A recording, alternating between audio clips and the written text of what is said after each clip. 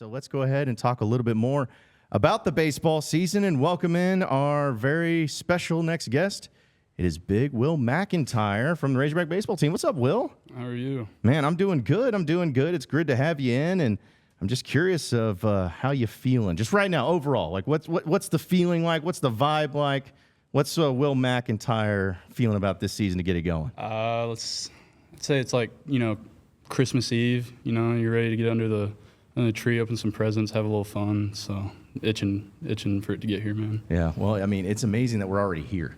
For one, last year, I know you guys had a really fun year. It didn't end the way you wanted it to. You wanted to keep it going, but the team you got returning, the new additions that you've made, the overall feeling of the depth. I mean, everything. It's hard not to get too excited as fans, but for you guys as players and with these teammates that you have and the guys that you all brought in, just how hard is it not to start feeling like, hey, man, we could do this. Like, we could actually win a national championship. We could make this happen. Yeah, man. It's just like it's hard because like this pitching staff, I feel like out of my 5 years here has been one of the deepest ones, and it's like we talked about it as a team or as a staff almost. It's like I feel like so many of us are just working so hard because like there's so much playing time you can get, and there's so many good dudes here. So like you gotta just work your tail off to earn it. So that just goes to show like how good I feel like the staff is. And then like these hitters, dude, like you got some big names returning from last season. You got some guys that are transfers coming in. You got some freshmen that are just dogs, dude. Yeah, that's the way I think. I'm trying to remember who told me that. It may have been Stovall when he said the same way, just dogs. Just dogs. Like, he said just dogs, man. So the guys that you have, of course, in the pitching staff, we talk about players coming back, but talk to us about some of the new additions and some of the guys that have transferred in and maybe some of the freshmen because, there's a high expectation if you're going to be a Razorback baseball player and a Razorback baseball pitcher. So how do you just feel about the new guys and how they fit in and how they've been going as far as getting used to the program and acclimating a little bit? I think they've all done a great job. I think they all fit in with our culture really well. And, like, some of the new guys, like Mason Molina, like, he's a great pitcher. He came in from Tech. He came in from Texas Tech. He's going to be a great guy for us. You got guys like Stone Hewlett came in from Kansas. He's going to be a great lefty for us out of the bullpen. And then, like, some of these freshmen, man, like Gabe Gackle, Hunter Dietz, Tate McGuire, a bunch of those guys are just going to be big time for us because Coach Van Horn always says, like, if you want to go where we're trying to go, you're going to have some freshmen pitch. So those guys are going to be big for us. So I'm curious about Hagen Smith because we know how good he is. And hearing about him touching 99, 100 miles an hour, the expectation's high. Preseason All-American, entering into what I think everybody thinks his final year as a Razorback, but knowing that he's trying to grow pro, just how do you feel like he's been handling the spotlight of not only being the ace, but knowing that the All-American type of presence is there and just what you've seen from him from a year ago to now, and not only his development as a player, but also as a person? Yeah, I've said it to him, and I was like, man, I'm glad like all this stuff is happening to you because other people would let it get to their heads. They might not work as hard because you think you've already earned it all.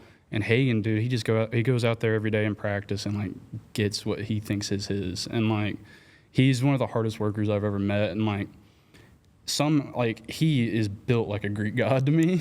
he's got a great build, and he's somehow constantly improving on that build that he has. And he's like, I think I heard he put on 10, 20 pounds in muscle and is still like putting up the same like jump numbers, like vertical jump numbers as he was when he was like less weight, which is impressive to me. He might be even jumping higher.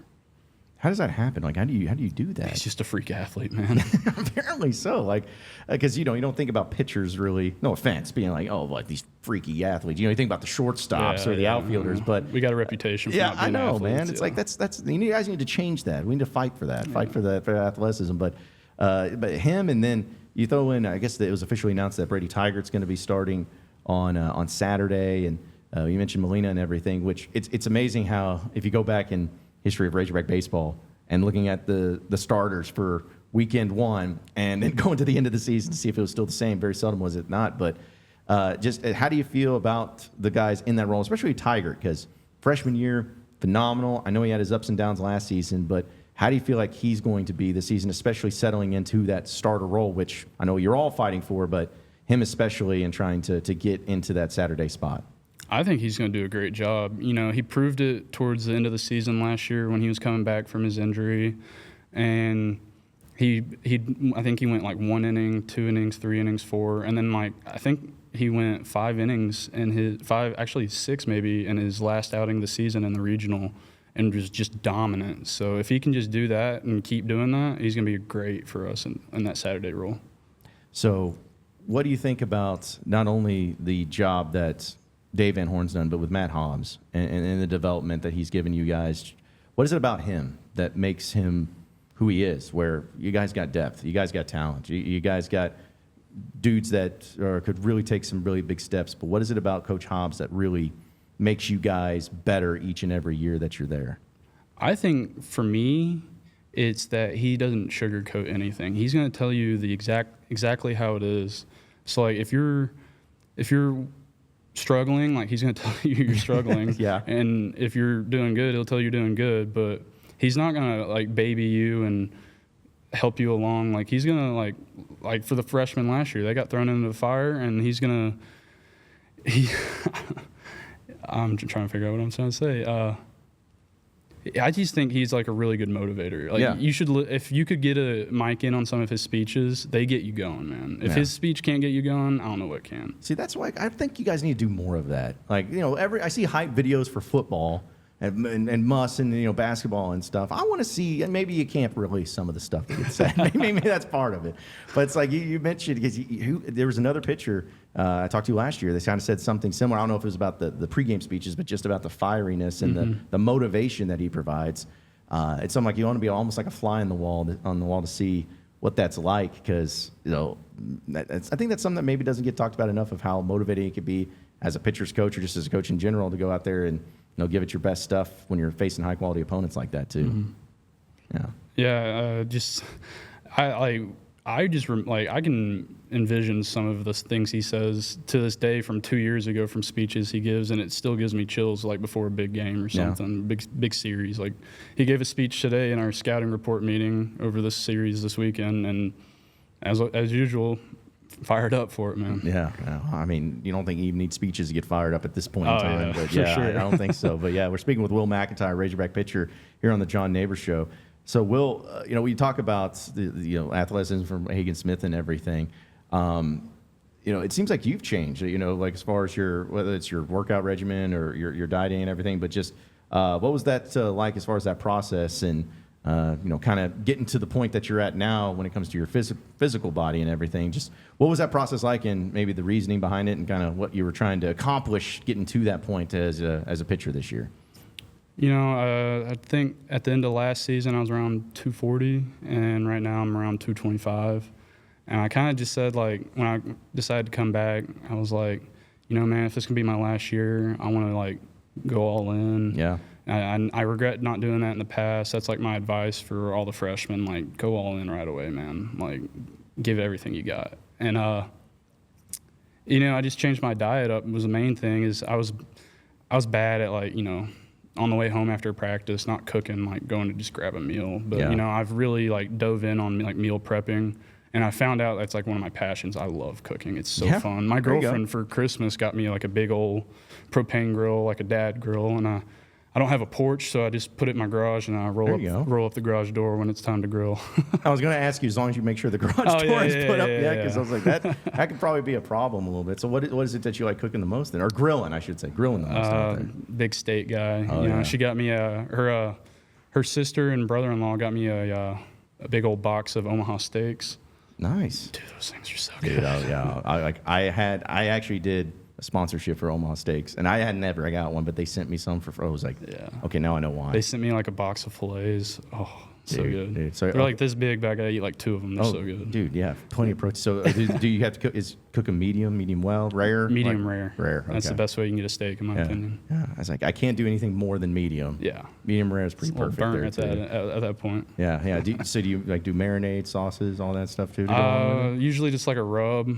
I need to try what her brother-in-law showed me. He did it like he marinated them in like Italian dressing. I need to try that. Really? Yeah, really good. Try that. Yeah, that sounds amazing too. See, now you're making me hungry on this. So, but yeah, but so is that kind of a passion that maybe you have, like getting into cooking? Because I know you're a baseball player, but like outside of baseball, what's some passions that you have and some hobbies man. and things you enjoy? Valentine's Day was yesterday. I ended up making her like fettuccine Alfredo from scratch, which was awesome. yeah. Except for the noodles, I don't know how to do that, but like sauce and all that, it was fun. Yeah? Yeah. I was about to say, I don't think you would be having a noodle making machine. I don't even know how you would make noodles, to be honest. I don't have time to figure all that out either, too. So, it's funny. I know your dad, Madison, which your dad's the guy that if you've never seen his dad, folks, he's a diehard Razorback baseball fan, but also a guy that is a great man. But it's just funny to see him in those moments. And I've always asked players about this.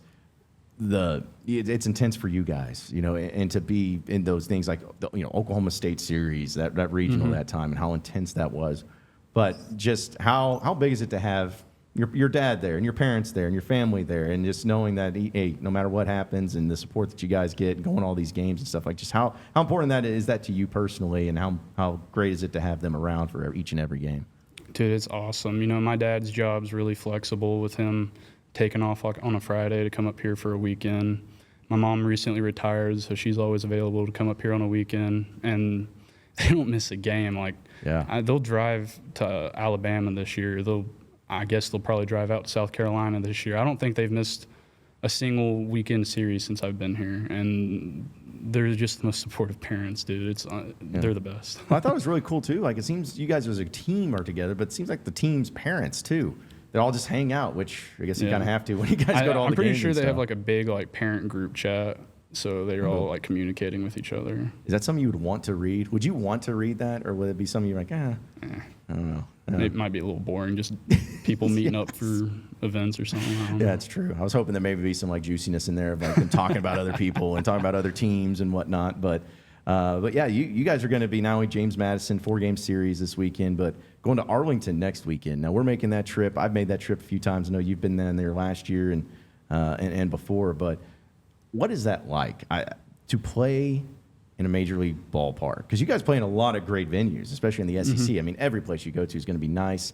You've played in Omaha. You've played outside the SEC at really nice places. But to play in a major league ballpark, what is that experience like as a baseball player? See, my freshman year, we went to Minute Maid in Houston. Yeah. And never really thought anything of it. And then last year, we're in Arlington. And that Friday night, you're playing Texas, the old Texas-Arkansas rivalry. That is one of the only games in my life where I've actually gotten goosebumps being in the dugout or on the field, dude. It was I went to lunch with my dad that day, and we met up at Texas Live. Oh, yeah. And you just walk in there, and it's all Arkansas and Texas fans just getting rowdy all day long leading up to that game. And it was one of the loudest games I've ever been a part of. Yeah. Well, I think the venue of it being domed and, beginning of the season, too, because it was, I believe last year was your first games, wasn't it, of the season? I feel like that was hard. I like how we're doing it this year. You dip your toe in the water, and then you get after it. Last year, that was just tough, just getting thrown in there like that against some really good competition. And, it gives you experience, but I like how we're doing it this year. James Madison's a good team, but it was just tough going your first game of the season in front of, 20,000 people. Yeah. Unreal amount of people in there. Yeah, my guy John Bolton, who was actually up here last weekend, came up to our launch party here. He's a good friend of mine now. He moved to Little Rock, so I've been hanging out with him. But he told me about kind of the same thing where last year was his only year at Arkansas, but running out onto the field at Globe Life and hearing the crazy, the hog calls and all of that, he kind of, he said, shook him a little bit. Yeah. And he said, Kendall Diggs had to tell him, hey, welcome to it, man. This is what it's like. So that type of thing, though, is just I think it's like a great recruiting pitch, too, if you're Van Horn or anybody to, listen, you guys have a top-of-the-line training facility. You got Baum Walker. It's awesome. But say, hey, man, you're going to play a few games in a major league ballpark, and it's going to be in Globe Life, and there's going to be a ton of people there. And I'm not sure if like you guys got to go into or dress in the locker room, like the actual Rangers locker room or anything like that. I didn't think so, but still, just like telling people that and being able to recruit that, I feel like that would be a huge draw for some kids, especially coming out of high school or even transfers too. Yeah, you know, it's everybody. I'd say every guy in college, it's their dream to go play pro ball. So you give them that little taste of it right before they ever get the chance to go do it. So yeah. So where do you see yourself kind of in this lineup and in the pitching rotation? Because there's so much depth. There's a lot of high quality guys, and you're a dude that's been around for a bit. So just how do you feel like your role and where you fit into this starting rotation, or even just the rotation in general, coming out of the bullpen, whatever your role may be? How do you see yourself fitting into it? I just see myself pitching, man. I don't care when. I don't care what time it is. I just give me the ball at some point, and I'm there for it. Yeah. Well, because what was it? How many pitches did you throw? I forgot which series it was, but it was an insane amount of pitches last year. I think was it the regional, I believe. Yeah. Yeah. So, how did you not feel crazy effects after that? Not really. I actually had a talk with Coach Hobbs going into that game with TCU at the very end. That I got another inning or two in me if y'all let me, and I think he was going to give into it and let me do it. But yeah, dude, I feel like I recover really well. I feel bad for my girlfriend because after a game I might go get dinner and I'm not going to hang out with her. I'm just going to go to bed. I'm usually just dead tired after a game, so yeah. I feel like I get some good sleep in, get a good meal after a game, and recover pretty well. Well, that was going to be my next question. Of when you say recovery, like, is it a natural thing or is it just something you do? Because I kept thinking, like, how they're really going to drop Will McEntire back out there after all those pitches. It's not an easy thing to do. So is it just simply the recovery of sleeping and eating, just simple as that, or is it something special that you do? It's nothing special. Just, go get your 8 to 10 hours, get some good deep sleep. And, for me, like pitching, I feel like I pitch better the more I pitch. The velo might go down, but I feel like my command and all that just gets a little bit better the more I pitch. So, yeah, I wish I had that issue, being able to go out there and just, it gets better as time goes on. But do you have any sort of like traditions, some things you have to do before you run out there? Like, I know baseball is very traditional. You always have people doing like superstition stuff. Do you have anything like that you got to do, or how you want to handle it? The cliche, don't touch the line. Okay. But I feel like you'll notice it. I feel like every time I'm like warming up for an inning, I'll get out there and like hit a little back stretch before I'm hitting my warm up pitches. I do that every inning for some reason. Okay. It feels good because my back usually gets a little tight, but I do that every inning, even if my back's feeling great.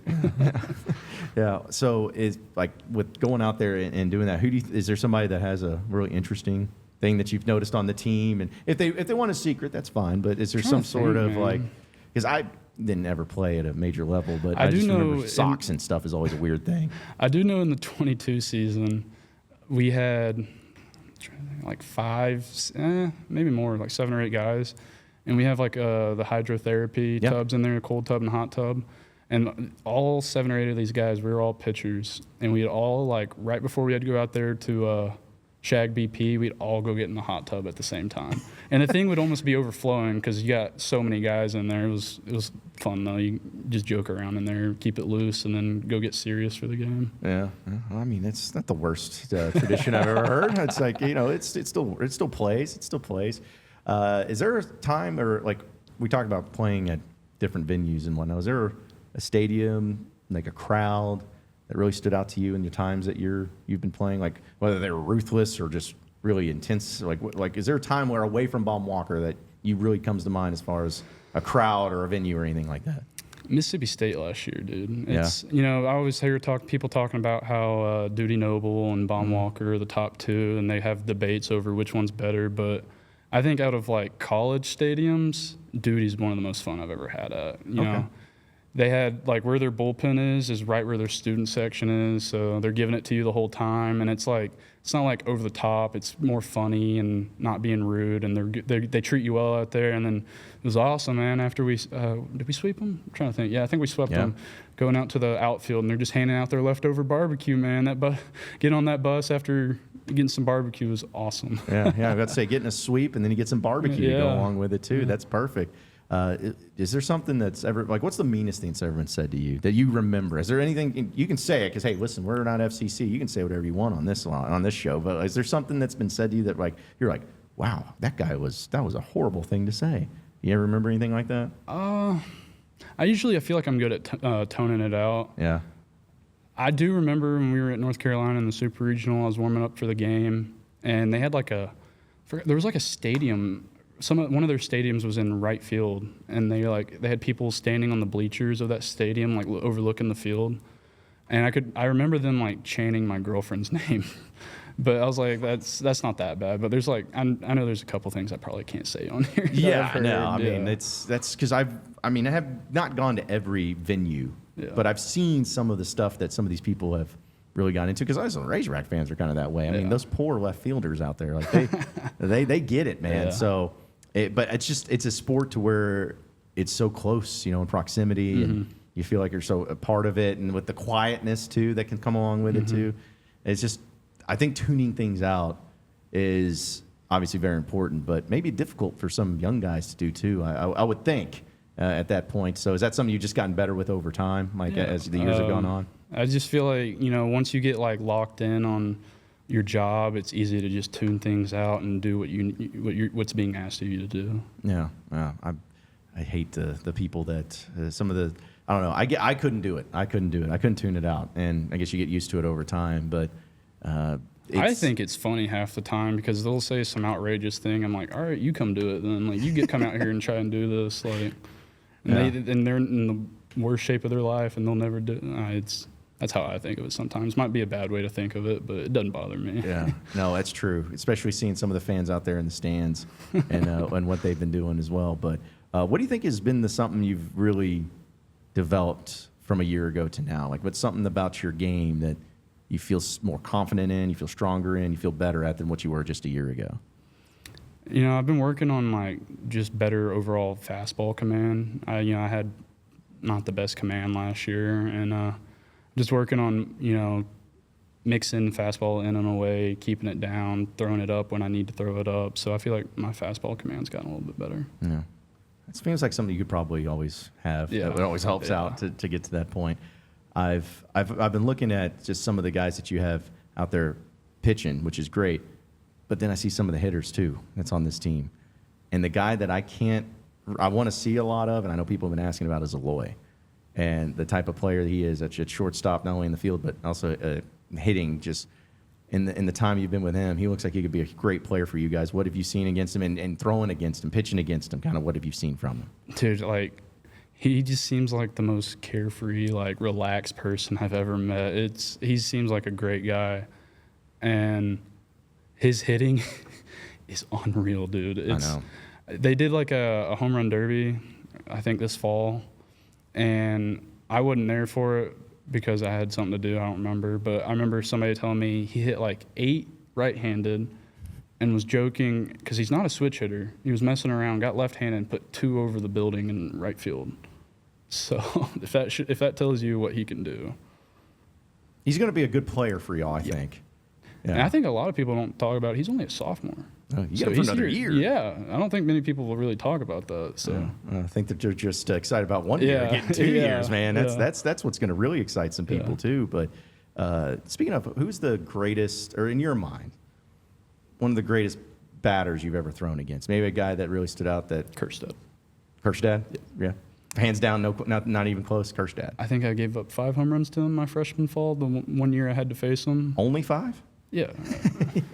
I remember I threw a changeup down and away to him, and he goes down and gets it and hits it off the left field foul pole. And I remember, like, after I got through that inning, Coach Hobbs comes up to me and goes, "It's a good pitch. That's just a big league hitter right there. You can't really do much about it." And I was like, "You're right." So, yeah. Yeah, I think he's pretty good. And it still sucks that we just got robbed of a COVID season. I was convinced he was going to win the Spikes that year. Yeah, I know. I think he had 7 home runs going into conference play or something like that. So he was just getting started. Yeah, just disgusting numbers too. He was a guy that I think people were expecting big things out of, but didn't until you really see him in action. And I'm not saying that he's not a gifted athlete, but sometimes that's the amazing thing about baseball is you can see guys like, I think about a Benintendi who wasn't the tallest dude in the world, but just rakes. And then you got a guy like Kerstad, where he played different positions, but when he settled in, and he's great. And I know Mike Peyton Stovall, which he's hurt for, he's out for 4 to 6 weeks, but not the biggest guy. But when he's going, he's going. And that's what's crazy about baseball is sometimes you don't have to be the biggest and the strongest and all of that. And sometimes some of the best guys and the best hitters out there are just normal looking guys, just ball players, dude. And, yeah. I think baseball has gotten to the point where it's like everybody tries to swing for home runs and all that. But like for me as like a baseball fan, I love dudes who just play the game, take what's given to them, and go out there and you get a good pitch. You might mishit it, but you get a double out of it, and they take it. Like they're not upset that they missed that pitch for a home run, and they take their singles when they get them. They're not swinging out of their shoes on an 0-1 count. I love guys like that. Just gritty. Well, there's plenty of them out there too that'll be that way. When did you know though in baseball and in your career that this was something you were going to be good at, like that you could go and play at a major college like Arkansas and to be a guy that could contribute? Like, at what point in time in your life were you like, I'm really good at this, I'm gonna stick with this? Honestly, I didn't really know until like my senior year of high school. I don't really have a recruiting story, honestly. I never really got recruited. I had an offer to Three Rivers Community College, and then I came up here for a camp and just got offered a walk-on spot up here by Coach Johnson when he was here. So that's really it. Yeah. I didn't really have much of a recruiting story, and then once I committed here, I was like, dude, this is like one of the big, best baseball schools in America. And I remember coming in a little timid, but then I had a pretty good fall, and I was like, I can hang with these guys. I shouldn't be scared of this. It's gonna be, you're gonna have days where it's bad, but that's just part of baseball. Is you got to be able to just consistently come in every day and just work your tail off. It's the most punishing sport. For a hitter, they can have a bad day and have multiple days stack up, and for a pitcher as well, it's as a starter, you have one bad game, well, you got to sit on it for a week, and you got to go out there and just be able to perform the next time. So it's a very punishing game, but at the same time, it's a very rewarding game. So you didn't get recruited at all. You were just Not simply really. up at camp and just say, like for you to be on the team, but we ain't going to give you anything for it type of deal. Mm-hmm. So that's something that I think baseball, and I think everyone agrees with, got to change for the 11.7 scholarships. I think everybody's on board with that, and hopefully that gets changed here soon. But the process of being a walk-on, though, compared to maybe a partial scholarship or scholarship player, I mean, does it seem like there is a difference when you're in that locker room, or maybe when you were a freshman, between the scholarship players and the walk-ons? Is it all pretty the same? There's no difference. Coach Van Horn says it every fall. It's he's putting the best 9 guys out there. He doesn't matter if you're on full scholarship, which is super rare for baseball, I feel like, and he's just going to put the best 9 guys out there because he just wants to win. He doesn't care who it is. If you can produce and help us win, you're going to be out there. Yeah. What's your best Dave Van Horn story that you can share with us? What's your favorite one? I think I've told this one before, but my favorite was in Oklahoma State at the regional. It was that game, I forget which, I think it was the second game against Oklahoma State, where they pulled me out of the game after I threw a pitch to start the inning.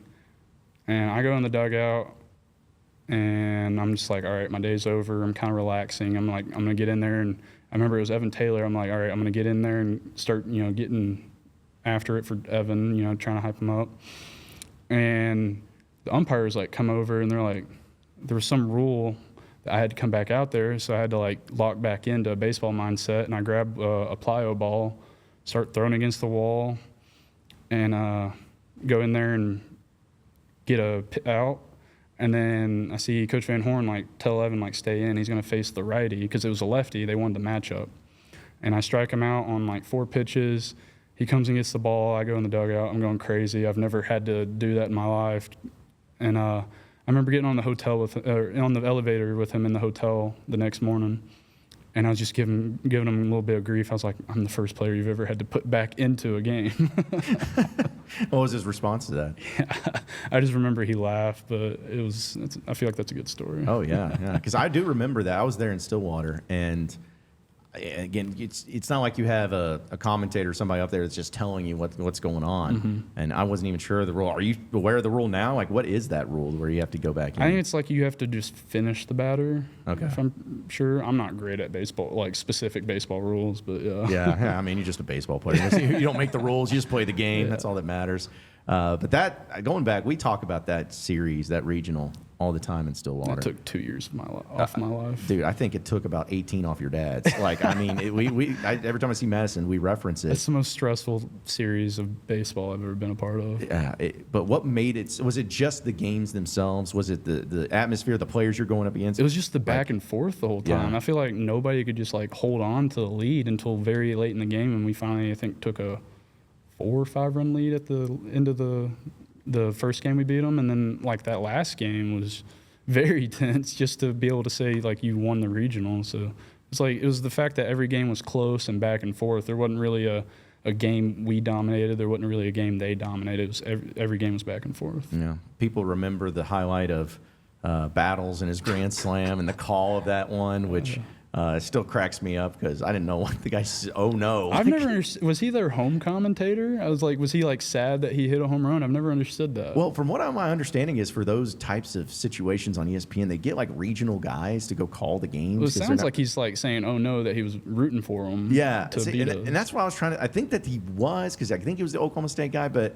at the same time, part of me is like, because they were talking about the beer hats tradition, and just in the middle, as in like, oh no, like he just let Battles hit a grand slam. I don't know, but it still It's cracks one of the me best up. home run calls I've ever heard. Yeah, like he just screaming, "Oh no!" like in the middle of it is great. And then like that, the people remember that. And then of course Hagen Smith striking out Rock Reggio, which goes back to seeing where Hagen's at now, putting a true freshman into that situation, going up against a guy like Rock who had been killing it, like all regional. Yeah. In that moment to just blow it right by him.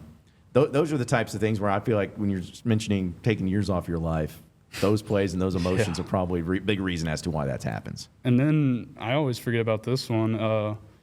In the World Series when we're facing Ole Miss, and Morris comes in with bases loaded and what was it, 1 out? No outs, 1 out, and gets out of it, and we win the game. And I remember me and him, we were roommates in the hotel, and me and him were just like, we couldn't go to bed. We had so much energy just from him getting out of that, like how excited I was for him and how much adrenaline he had going through him. That was one of the most tense moments I've ever been a part of either. Yeah, well, that's what baseball does, and maybe it's different from every other sport. It's because one pitch changes everything, and that's where it makes it so much fun, but also so stressful. Listen, because I didn't play baseball, and I don't really have a major league team, but going to these Arkansas games and being in postseason especially, I think gets you about as ready for the pros, for the majors when you make it to that point than anything. Just knowing that everything's hinging on just one single pitch, one single time, and how it could make the difference in the game. You guys know that sometimes on the receiving end or on the other end, but that to me is why postseason college baseball is so much fun and so intense. So, which actually leads me to my next question. Is there something in college baseball, I know you're not going to be playing college baseball forever, but something that you'd like to see changed, adjusted? Like it could be a rule, it could be the way something's done, it could be scheduling, but just, is there something you ever thought, like, man, I'd really like it to be this way instead? Never really thought about that. Let me think. Yeah. I know a lot of people say that they want the season like moved back like a week or 2 or 3 just so it'll warm up. That way it's warm the whole season, because the first month of the season's not usually the most fun because it's pretty cold out there. I remember. Do you see tomorrow's weather?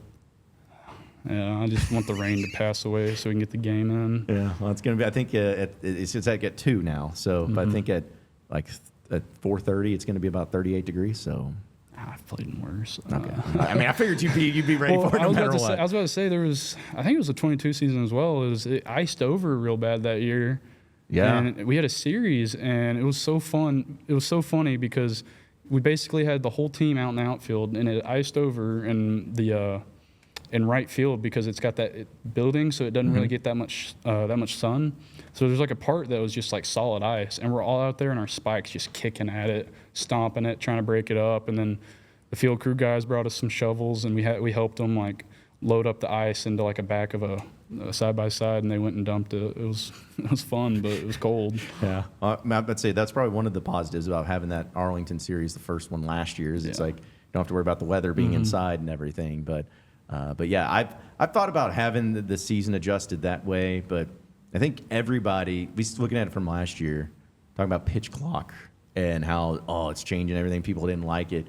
After going through a full year, how do you feel about the pitch clock now that you've I don't mind it. It took a little bit of time last year getting used to it, but now we got these like it's called PitchCom. It's like a little earpiece, not earpiece, like a little tiny speaker in our hats, and the catcher can just like click 2 buttons, and instead of having to go through a whole sign package, so it speeds it up for us, which helps with the pitch clock. So it's not gonna be that bad this year. So how does that work? Is he just like you have like it's I forgot how they call it, but it's almost like they just like does it tap your head a little bit, and you're no, like, okay, it's that's like how a it works? speaker. So like, you actually hear it? Yeah, I'll hear it, and it'll be like fastball away. So nice. Okay. Yeah. I've wondered how that worked because I've seen, of course, the speakers and everything. Yeah. But I know a lot of teams use the wristband, so like they just read it. It'll pop up and they'll read it. But I like that just because it gets me out. I feel like that would get me out of the flow of pitching, is having to look at my wrist the whole time. Yeah. So when the catcher just does it and calls it, and like working on your communication, obviously, to make sure. Yeah, we've that been there's practicing it for like the last month or two, just so we can get in a little rhythm of it before we start the season. Yeah. How does that communication practice work? I'm just curious. Is it just simply doing it, or is it? We started like in bullpens. Yeah. So like they would just call a pitch in a bullpen, so we get used to hearing it and stuff, and they can learn the buttons because they're not labeled. Right.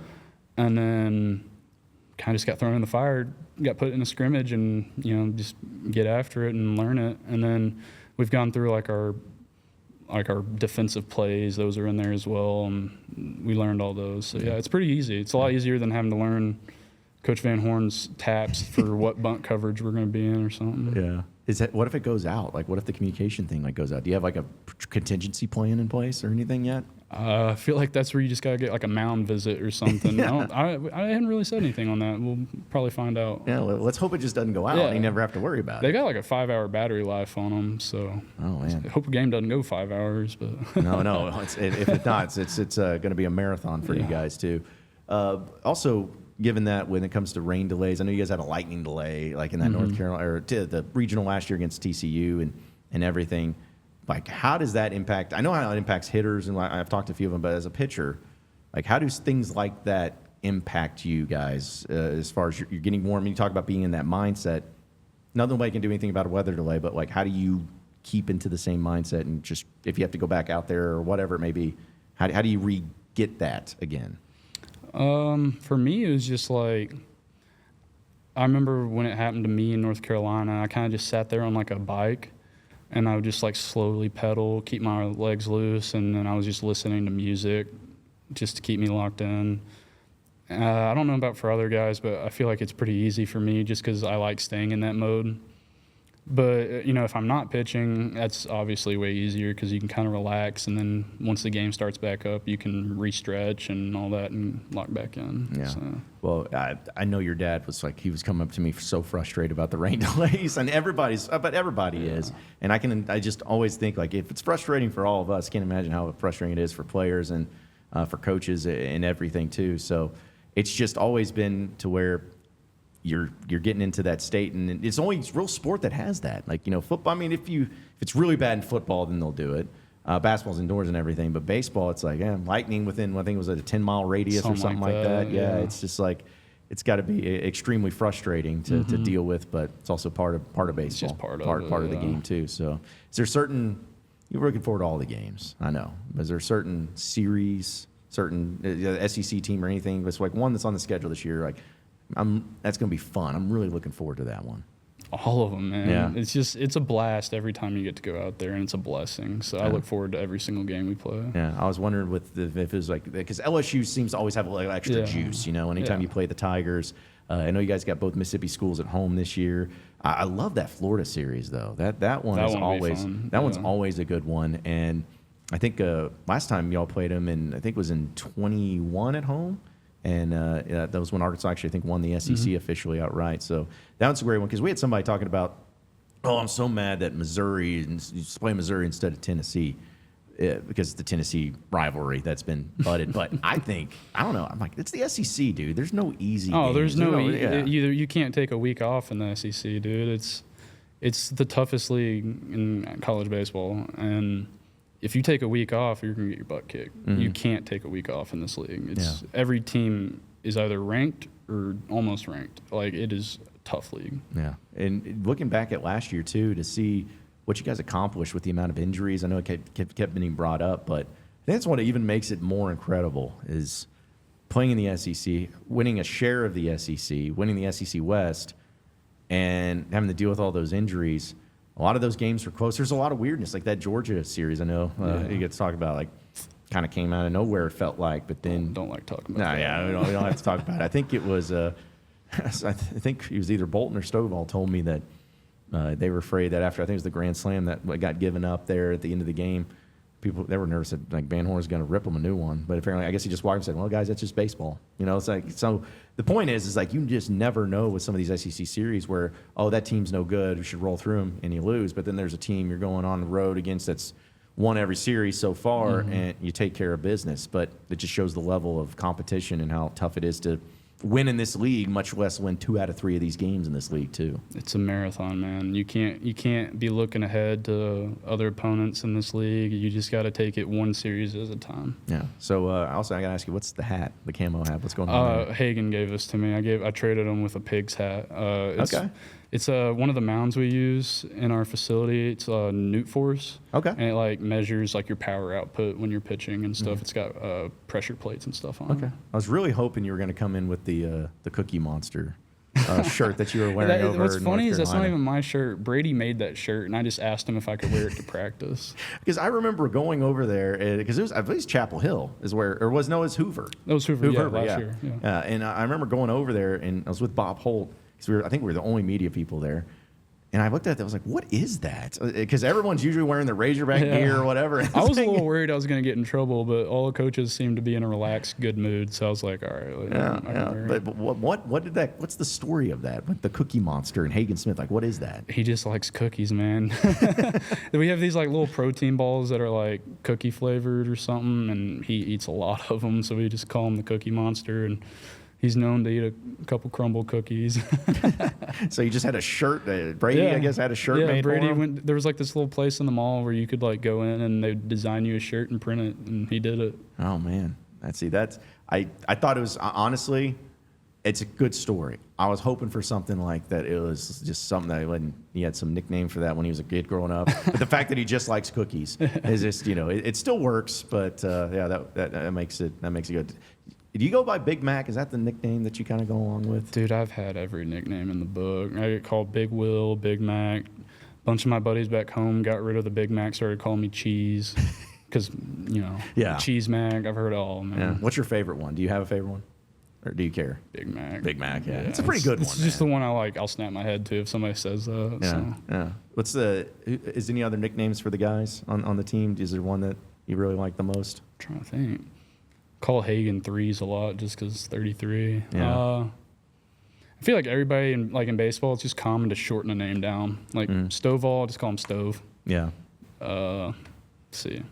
Bybee, just Bibe or Ben. Like Josh Hyman, we call him Heine. You just shorten it down to like 3 or 4 letters. I don't know why. It's just I feel like it's a baseball thing. Yeah. Well, for you, I mean, Will's already pretty short, so yeah, probably getting Will there too. So got 2 Wills this year though. So. Oh, that's right. So how are you going to separate those, man? How you gonna Everybody just calls me Big Mac or All Big right, Will. there you go. All right. Well, we'll officially call you Big Mac. So I was waiting. I looked up your Twitter handle. I was like, man, I was hoping it would be Big Mac. That'd be a great one and everything. But no, that works out too. By the way, I'm curious for the numbers. I know we're talking a lot about random stuff, but like the number, like your number. Is that something you chose, or is that something that was just given to you and you have to go with? It was just given to me. And I remember Coach Van Horn came up to me and was like, do you want to change your number? And I was like, I'm open to options. I want it to be a number I'd like it to be. And he offered me 45. And I was like, this was right after Kevin Cox? No, this is after the 22 season. I was okay. I was like, just going to let that number be. And then Gage Wood got it, and I feel like he's a great guy to fill in that number. But I was like, I'm just not going to touch it just because I played with him, and I feel like I shouldn't be the one touching with it. So I've stuck with 41. Yeah. Oh, that's what we talked about, numbers too. And again, Gage Wood, great player, great kid, great guy. Everything. But when I saw him wearing 45, I was like, I don't know, man. I don't know. It just I feels, feel like it feels weird. I feel like that's a number like here in 10, 15 years, you kind of just retire it. I don't even think, has baseball retired numbers? I don't think so. I don't we ever talked see about anything that. about the. Yeah, because we were thinking that you would retire. Kevin Kopps for sure. I didn't think like maybe Benintendi. He was 16, I believe. Maybe that would be one to consider to retire. Obviously, Will McEntire's jersey. At some point in time, we're going to have that retired after this year when you're going undefeated and blowing by everybody, having a Kevin Kopps type year, Golden Spikes. So That's the plan. Yeah. I don't know, but yeah, I've kept wondering. We have retired numbers and everything, but just not for baseball too. But it's also like when seeing Dave Van Horn give up his number 2 to Jalen really cool Battles. to see, yeah, that's something. Which Battles was an awesome player and everything. But what was what was the story behind that? Like, why of all the years that Van Horn and Dave, he's number 2. He's number 2, but why that year giving it up for Battles and he taking on 21? I think they just have like a really close relationship. Like those two are really close because he always works with the infield. So I think they developed a really close relationship. And I think that was part of his deal of coming back. He's like, I'll come back if you give me number 2. And I'm sure he wasn't going to say no about him coming back. So I guess he took the jersey off back and gave it to him. So. Yeah. Because he doesn't, I guess Dave normally just now does the hoodies and stuff. I guess he still wears a jersey, right? I think so, Yeah. It's another thing about baseball I just don't get. The coaches or the managers. And also, why is that? Why is college baseball called coaches, but in the big leagues they're called managers? Why is that? No idea, honestly. I've never even thought about that. Yeah. I also think it's funny is baseball's the only sport where the coach wears a uniform. That's right. But I get it, traditions and everything. Yeah, unique, I guess. Yeah. Honestly, I was trying to think. You wouldn't want basketball coaches wearing basketball jerseys. I don't feel like. I would love to see that. That would be so funny. Yeah. Like guys like Musk could maybe pull it off, but then there's like Bruce Pearl. I don't know if he's the guy you're wanting to see out there in a basketball jersey or something. And then if you can't wear football jerseys. Coach Pittman in some pads. Yeah, just being out there with just the shoulder pads and everything, just looking like he's ready to go in and everything. But I feel like if I was a coach, if I'm going about comfortability, or I don't know, comfortability, I think that's the word, but wearing a baseball jersey would be the way to go. It's like, and you still feel like you're out there. You can play, get called in at any point in time. So my big thing is like I like wearing a BP top over, and then having my jersey on under just because I feel like it feels better. Yeah. I noticed a few people do that too. I heard that also you guys have pinstripes. Is this a rumor? Can you confirm or deny? I mean, they got posted on Twitter. Yeah. Wow. What do you think of those, man? I love them. Yeah. Are those going to be your favorite jerseys to wear? Probably, but you can't ever beat the creams. I think creams have my heart, but the pinstripes will be sick. Yeah. Was that something you guys even talked to about, where it's just coaches and the U of A did it? I feel like I'd hear rumors about it, but I feel like I heard it every year. Like we're getting new jerseys every year. But like when I asked our equipment guy, Mr. Mark, I asked him about it. He pulled up like a little, what would you call it? Like just a little drawing of it, like a mock-up. I was like, dude, those are gonna be sick. Yeah. I saw them too when Alumni Hall is one of our big sponsors, and they have it jerseys for sale. I got to go pick mine up, by the way. Actually, they held one up for me, but I saw that. I was like, man, that is sharp, and it almost. I'm not mad about it, but I'm also upset. It's like, why did it take so long to have something like this, man? Because I feel like, especially kids, student athletes and everything, they like new jerseys. They like mixing it up a little bit, and especially there's something about pinstripes in baseball. It just fits. Just fits. So, yeah, the creams, and then, of course, the hats that you guys rock, too. You'll have some different ones there. But, yeah, the uniform combinations, feel good, play good, right? That's kind of what it goes with. I know some of our assistants. Like I've talked to Coach Barr, and I think Coach Baxendale. They don't agree with me. I like the, what are they called? The vests. Really? If you do like a good vest look, I like it. Like, have you seen North Carolina's vest with the baby blue? Yeah. I think that looks awesome. If you did that with like red, I think that would look good, but I'd have to see a mock-up or something first, I guess. Dude, we should make that happen. I'm pretty sure they did vests back in the day here. Like they had wore like black undersleeves with a black hat or something. I want to say they did. Again, I have to go back and look them up, but that sounds like they've done something like that. I just didn't know, just be honest. Hopefully he doesn't get mad at me. Dave Van Horn seems like a very old school dude. And so, there was a time, I have friends that played with the baseball team, 10, 15 years ago. They were like, you couldn't have any facial hair. Your hair could not be out, long. nothing. Maybe soften the stance a little bit. But I just felt like with the uniforms, he made us in like, no, we're not doing any of that, stuff. We're wearing these things. So it's good to see that he's like, get it out there and wear some fun jerseys and to make it fun for everybody too. Yeah. I think those pinstripes might be a favorite. So yeah, especially if you win. Just a classic baseball look. Yeah, so. yeah. And again, winning, that's what the thing about jerseys. Everyone's like, oh man, those jerseys look so good. I was like, do they? Or is it just because that's when they won in them and they're really good and then that's what you remember? Like everyone talks about the Darren McFadden jerseys that they wore in 06, which good. They wear now pretty much. It's kind of the same thing. Like, oh, I love those jerseys. Like, you did. I agree. They're nice. But if they went 2-10 in those jerseys, you'd probably like burn them and never wear them again. Yeah. So I remember when we were in Omaha, like that whole postseason, I think we hardly wore the red jerseys because I don't know who decides our jerseys, but I guess they might be a little superstitious because we didn't win in them, and so we just rocked the whites and the grays the whole postseason, I'm pretty sure. Yeah, yeah. I mean, traditions, again, going back to the superstitions of baseball and everything. If you weren't playing baseball, what do you think you'd be doing? Like, was there another sport that you enjoyed, or are you a golfer type? Like, what would it be? I'm a bad golfer, but I love it. Dude, it's fun. I think everybody is a bad golfer for the most part, but yet we still play. You hit those 1 to 2 shots around. You're like, if I could do that every time. Yeah. That's what gets you to come back. Yeah. Have you? Is it something you've developed here lately, or have you always grown up playing golf? More like when I got into college. I never really played anything besides baseball and a little bit of football and basketball in high school. But once I got into college, I kind of got into golf. Okay. So. What position you play in football? Tight end. But I could see it.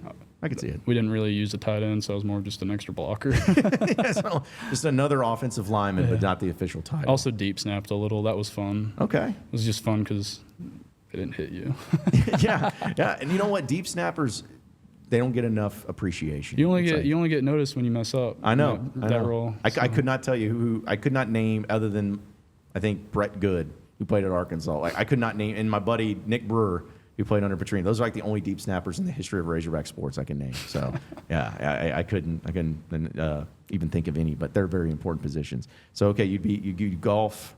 It seems like all baseball players are big golfers. I had Hunter Holland on my show a lot last year, and he was always they said he was incredible Holland's at actually golf. Pretty good at golf. Yeah, I just don't know how. I think the best golfers on the team are him and Gage Wood because Gage apparently hit a hole-in-one this summer. I need video proof. I'm that type of guy. I need a little proof. Yeah, of course. Yeah. Well, and I don't know. I've always felt like for the hitters at least, and pitchers may be one thing, but for hitters, I always thought like, oh, maybe it messes up your swing because you get used to swinging a golf club. See, I've talked to them about it. They claim it doesn't. They say it's a whole different thing of swinging down than swinging more level. So. All right. Well, I guess I'll go with them. I guess if somebody plays bad, that's just like a good excuse for them is to say they got to stop playing golf or something. Yeah, that's true. So you do golf. Be playing that a lot. So obviously, like the future for Will McEntire. What is your future look like? How do you feel about your future? What do you want it to look like going forward? Not only this year, but also when you leave the University of Arkansas and your playing days are over here. What do you want to do? I'd of course love to go play pro ball and make it to the bigs and have a great career up there. That's always the dream. But like my backup plan is like I got my degree in marketing this fall. So I'd love to find a way to work in like sports marketing or start my own like marketing firm. So yeah. Okay. So what about sports marketing made you interested in that? I just love sports, and I feel like it's gonna be hard for me when I'm done to like step away from it. Yeah. You wouldn't want to do like sports broadcasting or like do like shows and podcasts and stuff like that, and tickle your fancy, Will? Possibly. I don't know. I've never really thought about it. Yeah. Well, if you need a job, we're taking applications there to do it. But no, I think that it's of course we hope that you end up making to the pros and doing that whole thing. But did you have a certain team that you grew up liking in the majors, anything like that? I claim the Angels just because my dad used to work for the Travelers. Oh, that's he did right. like a StatCast something. I don't know. I don't remember. My buddy Devin, who works with your dad, he does that job, okay, and I think he does that job because your dad stopped doing it, so he does. But that's one of my biggest memories of growing up is I would go out there on like a Tuesday night and watch a game with him, and he'd give me like $10 a game, and I'd just go spend it all on concession stand food and But that was at the time when like Mike Trout was coming up, so I spent that was fun. I bet. Lots of games watching Trout. I think Trumbo was there. Trumbo, I remember Trumbo, yeah. Just a bunch of those guys were there. So, like, that's what makes me somewhat claim the Angels. I don't really claim anybody, but if I'm gonna, If you're going to claim somebody, that's who I'd claim. That's what you're going to do. I understand. So I know we just got a few minutes, Will, which really appreciate you hanging out with us and talking about it, because we don't get to talk to the players very often, or at least not often enough. But I also know that you have launched a big deal here that some of you are pretty passionate about, and I know you wanted to talk about it. So yeah, tell us what you got going on that launched this morning. Yeah, so I put it on my social media. I started a kind of just like I forget what we're calling it, like K for a cause. Mm-hmm. So for every strikeout I do this year, I'm going to donate $5 to the Kartai Foundation. And Kartai are the people who treated my dad when he had cancer. And he's clean now. He's been clear for 5 years. Yeah, 5 years. And so it's just going to go to like patient assistance, like helping pay for lodging, traveling, treatment. And I posted a link where like, I'm going to do $5, but anybody can do whatever they want. And it's, you can just pledge to match. So whatever I do at the end of the year is, I set the estimated to 80 because that's how many strikeouts I had last year. Right. And so just like at the end of the season, just pledge to match however much. It's awesome. So what made you want, I know you talked about your dad and everything, so was that kind of what inspired this deal for you to go down this route? I've wanted to do something like this. I really got the idea from Cam Little. Was it Field Goals? Yeah, that's right.